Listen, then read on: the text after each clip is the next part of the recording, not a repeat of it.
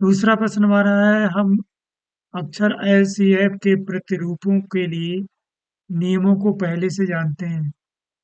जो पहला प्रश्न है उसमें कुछ दिए अक्षरों से वही नियम प्राप्त होता है जो एल से प्राप्त हुआ था। ये अक्षर कौन कौन से हैं, ऐसा क्यों होता है? तो एल अक्षर में हमें दो तीलियों की जरूरत पड़ेगी। तो दो दो तीलियों की जरूरत जिस अक्षर को बनाने के लिए पड़ी थी उसके लिए ही एल वाला पैटर्न होगा। एल वाले पैटर्न में एल में दो तीली लगती हैं, एक और दो। तो वी में दो लगेंगी, पी में दो तीली लगेंगी। ऐसे ही और भी अक्षर हैं जिसमें दो तीली लगेंगी। तो हम उससे बहुत आसानी से पता कर सकते हैं एक एक अक्षर को देख करके कि एल में कौन, एल से मिलने वाली तीलियों के लिए जो पैटर्न है वो कौन कौन से अक्षरों में प्रयोग हुआ है। हम आगे देखते हैं तीसरा प्रश्न। इसमें भाषा दी हुई है और बदला हुआ प्रश्न है, जरा देखें ध्यान से। किसी परेड में कैडेट्स मार्च कर रहे हैं, जैसे फौज में या एनसीसी में मार्च करते हैं लोग। एक पंक्ति में 5 लोग हैं, 5 कैडेट हैं। इन पंक्तियों की, यदि पंक्तियों की संख्या ज्ञात हो तो कैडेटों की संख्या प्राप्त करने के लिए क्या नियम है? पंक्तियों की संख्या के लिए हमें एन एन का प्रयोग करना है। मतलब चर का नाम उसने दे दिया है, हमें ये चर लेना है। तो कैडेटों की संख्या के लिए हमें नियम बनाना है। एक लाइन में 5 लोग हैं, 1 2 3 4 5। अगर दो लाइनें हो तो 1 2 3 4 5, 1 2 3 4 5। तो यहाँ कितने हो जाएंगे? 10। फिर 3 लाइनें हो तो 1 2 3 4 5, 1 2 3 4 5, 1 2 3 4 5। फर्स्ट पैटर्न में एक लाइन है, 5 कैडेट हैं। दूसरे पैटर्न में 2 लाइनें हैं और 10 कैडेट हैं। तीसरे पैटर्न में 3 पंक्तियां हैं और 15 कैडेट्स हैं।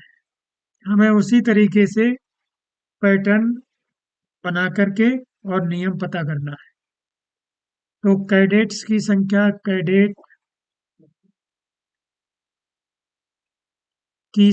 कैडेटों की संख्या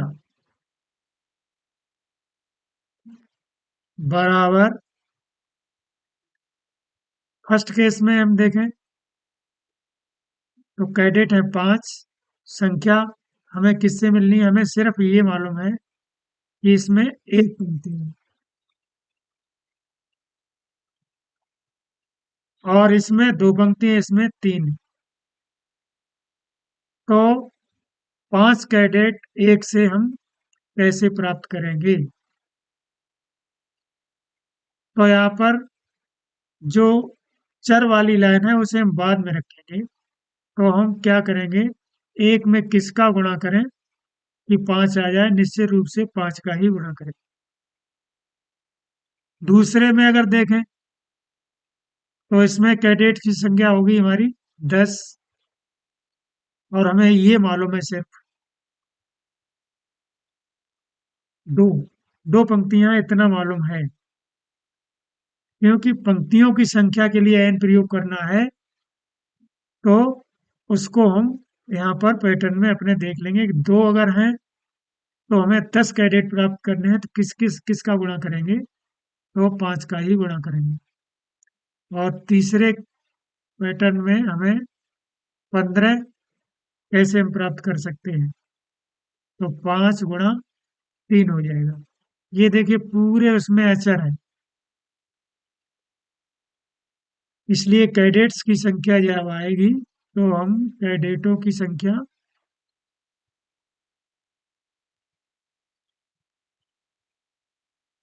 बराबर, ये अचर पार्ट है, 5 लिखेंगे और ये हर उसके लिए बदल रहा है। इसी की जगह हमें एन लाना है, तो ये एन आ जाएगी। 5 गुणा एन को 5 एन भी लिखा जाता है। अब हम यहाँ पर ये एन के मान रख करके देख लेंगे कि हमारी संख्या सही है या नहीं। एन बराबर 1 रखो, तो 1 पंजे 5। पहले के लिए हमें 5 कैडेट मिले। एन बराबर 2 रखेंगे, तो 2 गुणा 5 10 हो गया। दूसरे के लिए हमें 10 कैडेट मिले। एन बराबर 3 रखो, 3 गुणा 5 15 होते हैं, मिल गए। मतलब हमारा नियम सही है। इस तरीके से हम कर सकते हैं। आगे हम थोड़ा प्रैक्टिस कर लेंगे तो हम इसको डायरेक्ट भी लिख सकते हैं। एक पंक्ति में 5 कैडेट हैं, तो एन पंक्तियों में कितने होंगे? भाई एक पंक्ति में 5 कैडेट हैं, 2 में 10 होंगे, 3 में 15 होंगे, 4 में 20, 5 में 25, एन में, यहाँ पर हमने सब में 5 5 का गुणा किया, तो एन के लिए 5 का एन में गुणा करेंगे। ऐसे भी हम प्राप्त कर सकते हैं। पैटर्न के रूप में देखेंगे तो ऐसे लिख करके कर सकते हैं। सही है। बस ये है कि यहाँ पर हमने चर का भी देख लिया है, अचर का भी देख लिया है, और जो निकालना है वो भी हमने देखा। ये भी हमने पता किया कि हम चर किसको मान रहे हैं। देखिए, बदल तो कैडेट्स की संख्या भी रही है, लेकिन जो स्वतंत्र चर है, जिसका मान अपनी इच्छा से हम दे सकते हैं, वो अपनी इच्छा से अपना मान ग्रहण करता है, वो हमारा है पंक्तियों की संख्या। और इसीलिए हमने इसको एन माना है। जैसी पंक्तियों की संख्या होगी, वैसी कैडेटों की संख्या भी बदल जाएगी। तो चर, अचर और ये वास्तव में ये जो कैडेट्स की संख्या है, वो भी चर है, लेकिन वो परतंत्र चर है, जो हम आगे की क्लासों में पढ़ेंगे। फिलहाल अभी चर का मतलब स्वतंत्र चर से ही है। देखते हैं चौथा प्रश्न। एक पेटी में 50 आम है। आप पेटियों की संख्या के पदों में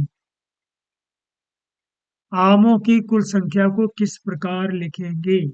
यहाँ पर जब हमने शुरू में फर्स्ट डे में देखा था कि किसी राशि को किसी चर के रूप में कैसे लिखते हैं, वही है यहाँ पर। यहाँ पर ये देखना है किसको लिखना है, तो यहाँ पर है आमों की कुल संख्या को लिखना है। किसके पदों में लिखना है? पेटियों की संख्या के पदों में। फिर इसने नीचे संकेत दिया है, पेटियों की संख्या के लिए पी का प्रयोग करना है आपको। मतलब चर का नाम भी बता दिया इसने। तो हम आमों की संख्या पैटर्न बना सकते हैं। अब 50 तक गिनेंगे तो बहुत टाइम जाएगा। एक में 50 है, और 2 पीटी हो तो कितने होंगे? 50 गुणा 2। 3 पेटी हो तो 50 गुणा 3 आएगा। जितनी पेटी उतने गुणा करके हम पता कर लेते हैं। 4 पेटी हो तो 50 गुणा 4। और एन पेटी हो तो डी पेटी हो तो 50 गुणा जितनी पेटी थी उतने का गुणा हो रहा है, तो बी आएगा। इसका मतलब है 50 बी। तो आमों की संख्या को लिखना है तो उसे पहले लिखना है। आमों की संख्या बराबर 50 गुणा बी, यानी कि 50 बी। हम चेक करके देख लेंगे। यहाँ पर ये चर है, हम चेक करके देखेंगे कि हमारा उत्तर मिल रहा है या नहीं। बी के विभिन्न मान रख करके हमें आमों की संख्या मिल जानी चाहिए। ये पेटियां हैं, या पैटर्न मान लें, पैटर्न। और ये पेटियों की संख्या है, पी। इसी की जगह हमने बी रखा है। यहाँ पे 50 जो है अचर है। ध्यान रहे अचर जो है हमारी कोई संख्या ही होती है या अंक। जैसे 10, 20, 50, 3.5, 1.6, 7/9, ये सब संख्याओं से बने हुए हैं जिनमें अक्षरों का प्रयोग नहीं हो रहा है, उनका मान निश्चित होता है, वो सब अचर है। तो इसे 50 को हमने अचर यहाँ पर मान लिया है। और बी जो है उसका मान अपनी मर्जी से हम दे सकते हैं, तो ये चर है। तो एक पेटी ली है तो बी का मान 1 रखेंगे, 50 एकम 50। अगर कोई चिन्ह नहीं है दो संख्याओं के बीच में तो, या एक संख्या और एक अक्षर या दो अक्षरों के बीच में, तो समझो उनका गुणा है। क्योंकि हमने यहाँ पे 50 गुणा बी को ही सरल करके 50 बी के रूप में लिख दिया है। अब पेटियों की संख्या 2 यानी बी का मान 2 रखेंगे, 2 × 50 100 आता है। 100 पेटी होंगी, 100 आम होंगे। 3 रखेंगे तो 150, 4 200, 5 250, 6 300। यानी ये हमारा एक सूत्र है जिसमें चर बी है। बी को विभिन्न मान देकर के हम आमों की संख्या का पता कर सकते हैं। पांचवा प्रश्न देखते हैं। शिक्षक प्रत्येक विद्यार्थी को 5 पेंसिल देता है। विद्यार्थियों की संख्या ज्ञात होने पर क्या आप कुछ वांछित वांछित पेंसिलों की संख्या बता सकते हैं? विद्यार्थियों की संख्या के लिए एस का प्रयोग कर दिए कीजिए, और इसने जो है चर के लिए हमें अक्षर भी बताया है। तो वही पैटर्न वही पैटर्न देखेंगे और उससे ही हम ये पता करेंगे कि कितनी पेंसिलें होंगी। एक विद्यार्थी को, ये विद्यार्थी लिए,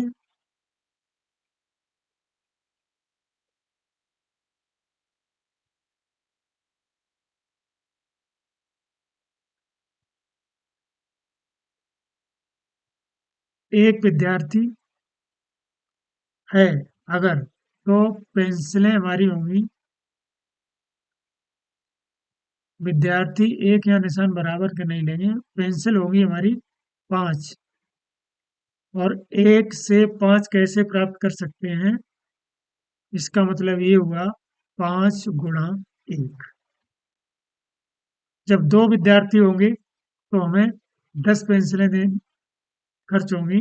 इसका मतलब 5 × 2, 2 विद्यार्थी। देखो इससे ये बनाया है, 3 विद्यार्थी होंगे तो 15 पेंसिलें होंगी। 5 × 3, 4 विद्यार्थी हैं तो 20 पेंसिलें होंगी।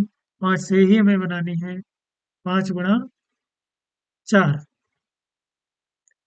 इसी तरीके से अगर एस विद्यार्थी हो तो पेंसिलें कितनी होंगी, इसके लिए हमें क्या करना है, यहां से हम नियम बनाते हुए आए थे। 5 × S,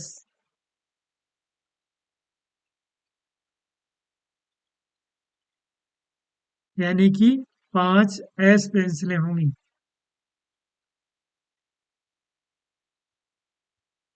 यानी 5 S पेंसिलें होंगी। ये हमारी टोटल पेंसिलें हैं। तो कुल पेंसिलों, वांछित पेंसिलों की संख्या, वांछित पेंसिलों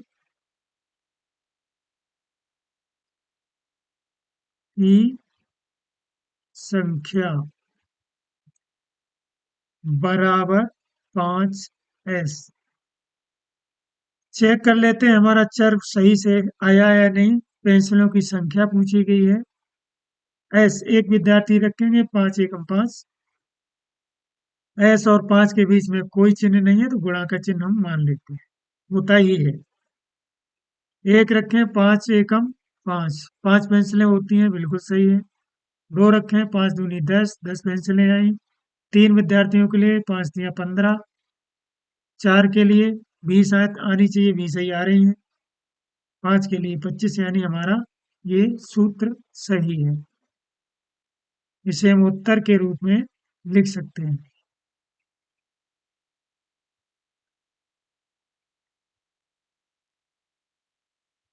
छठे प्रश्न के लिए, एक चिड़िया 1 मिनट में 1 किलोमीटर उड़ती है। क्या आप चिड़िया द्वारा तय की गई दूरी को उसके उड़ने के समय के पदों में व्यक्त कर सकते हैं? मिनटों में उड़ने के समय के लिए टी का प्रयोग कीजिए। यानी हमें चर के लिए अक्षर बताया गया है, टी लेना है। तो 1 मिनट में चिड़िया 1 किलोमीटर उड़ती है, तो 2 मिनट में 2 किलोमीटर। तीसरे केस में 3 किलोमीटर के लिए 3 किलोमीटर उड़ेगी। तो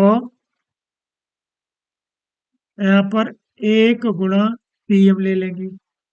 1 मिनट में उड़ रही है ना, तो टी हम यहाँ से 1 गुणा 1 लेंगे।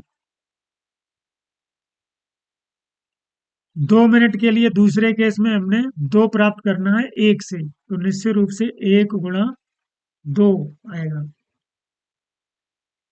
तीसरा, 3 प्राप्त करना है उसी 1 से।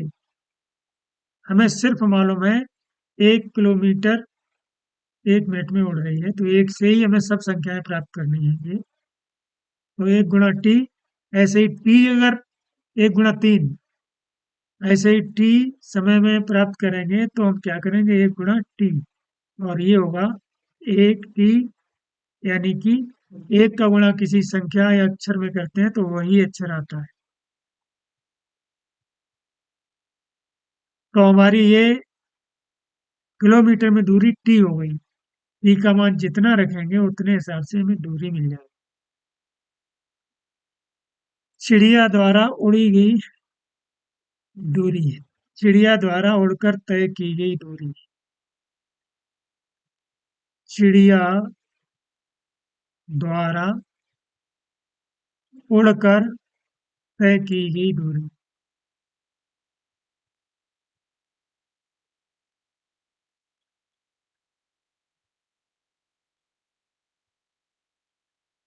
बराबर टी। 1 मिनट में टी का मान 1 रखिए, 1 किलोमीटर आ गई। 2 मिनट में टी का मान 2 रखिए, 2 आ जाएगी, देखो 2 आ रही है। टी का मान 3, मतलब 3 मिनट में कितनी दूरी ये तय करेगी, वो 3 किलोमीटर। 4 के लिए 4, जितना टी का मान रखेंगे वैसे हमें दूरी मिल जाएगी। तो ये हमारा एक सूत्र है जिसमें टी चर है। इसमें जो अचर है वो 1 है। 1 को गुणा कर दिया है, लिखा नहीं जाता है। और कोई संख्या होती हम जरूर लिखते। अभी तक हमने देखा कि किस तरीके से हमने पैटर्न बनाए हैं। चर क्या होता है, अचर क्या होता है। अचर एक संख्या होती है। वास्तव में अचर का मान देखा जाए तो पूरे पैटर्न के दौरान वही रहता है। देखिए यहाँ पर वही रहा है, ये सीखा है हमने। चर का मान बदलता रहता है। ये अपनी मर्जी से कोई भी मान ग्रहण कर सकता है और उससे हमें निश्चित रिजल्ट प्राप्त करना होता है, इसलिए हम इसको मान देते हैं।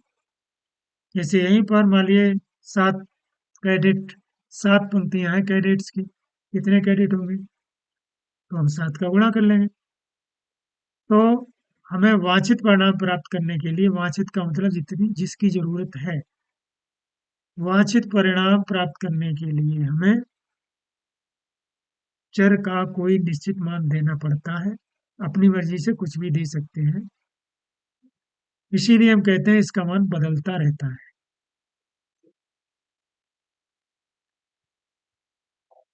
सभी प्रश्नों में हमने यही किया है, पैटर्न बनाया है। आगे अब इस तरीके का पैटर्न बड़े क्लासों में नहीं बनता है, सिंपली निष्कर्ष से काम चलता है। यहाँ पर तुमने गिन करके पैटर्न बना लिया है, तो हमें लगता है कि हमने अच्छी तरीके से समझ लिया है।